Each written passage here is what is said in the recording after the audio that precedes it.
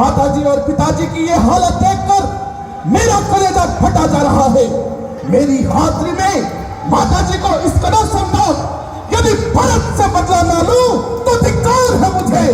किसकी मां ने किसको कितना दूध पिलाया है जो मेरे जीते जी मेरे भैया रामचंद्र जी को वनवास भेज दे। मैं जीते जी किसी की दाल गलने नहीं दूंगा। चले हैं क्यों ये सब उछलकर निचले पानी को बहाने को, चले हैं क्यों ये सब राम से दानी को मिटाने को।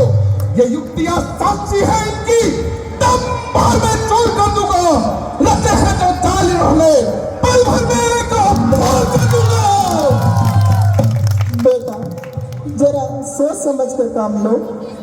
बस बस माताजी, अगर राजगद्दी पर बैठेंगे तो भैया रामचंद्र जी ही बैठेंगे, और अगर कोई इसका विरोध करेगा तो मैं एक एक को देख लूंगा।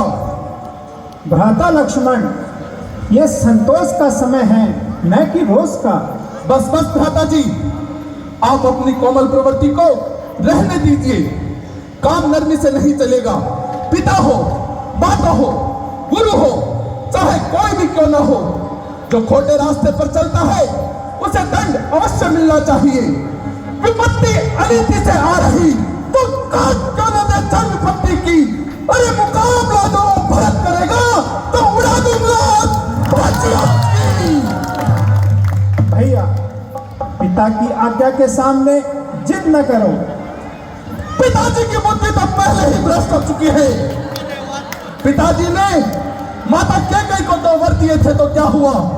धर्मशास्त्र के अनुसार राजगद्दी बड़े पुत्र को ही मिलती है। बेटा अगर मैं आज्ञा न दूं तो क्या तुम माता के हुक्म का अनादर करोगे?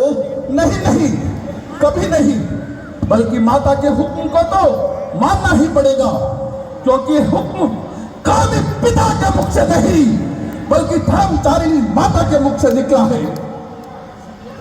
आप ऐसा क्यों करने लगी? आप पतिव्रता स्त्री है, पति के विरुद्ध ऐसा क्यों करने लगी? इसलिए मैं आपको मजबूर करता हूँ कि आप मुझे 14 वर्ष वन के लिए जाने की आज्ञा दीजिए। केवल 14 वर्ष का ही तो स्वप्न है, देख लीजिए। इस स्वप्न की भूमिका यही होगी बेटे कि मुझे मरना पड़ेगा। नहीं माते, मोह के कारण मरकर सुख पाने से धर्म के लिए जीकर दुख उठाना अच्छा है। अच्छा तो जाओ, एकांचित होकर जाओ। देवता तुम्हारी रक्षा करे, मेरा आशीर्वाद तुम्हारे साथ है। तुम्हारा मंगल हो। यहाँ के भोजनों से भी अधिक स्वाद हो वन फल का। भगवे वस्त्र में आनंद आए, रेशम और मलमल का।